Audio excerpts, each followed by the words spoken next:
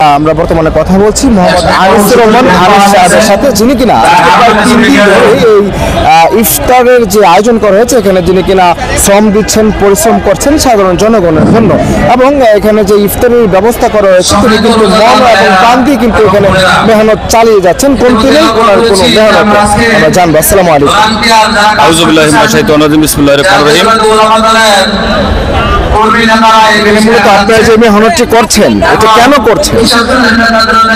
ভারপ্রাপ্ত চেয়ারম্যান তারেক রহমানের নির্দেশে সারা বাংলাদেশে মাহফিল ইফতার, গণ ইফতারের যে আয়োজন করা হয়েছে সেই আয়োজনের লক্ষ্যে গাজীপুর চৌরাস্তা বাসন মেট্রো থানা এম মঞ্জুরুল করিম রনি ভাইয়ের নেতৃত্বে বাসন মেট্রো থানা ও বিএনপি অঙ্গ সংগঠনের নেতৃত্বে সকলে মিলে 19-20-21 এই 3 দিন গণ ইফতার আয়োজন করা হয়েছে। এতে সমাজের অসহায় দুস্থ সহ সকল শ্রেণীর লোকজনের উপস্থিতি আমরা কামনা করছি এবং সকালে উপস্থিত হচ্ছে।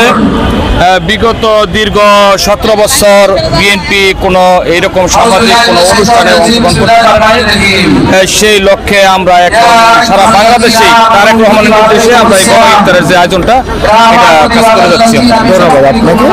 দর্শক, আসলে এরকম ভাবে গাজীপুর নয় গোটা বাংলাদেশে কিন্তু বিএনপি এটা একটি নির্দেশ যে ইফতারের যে আয়োজন এটা কিন্তু করতে পারে, কিন্তু কেবলমাত্র মানুষ দেখানোর জন্যই নয়, এটা কেবলমাত্র সৃষ্টিকর্তাকে রাজকীয় করানোর জন্য।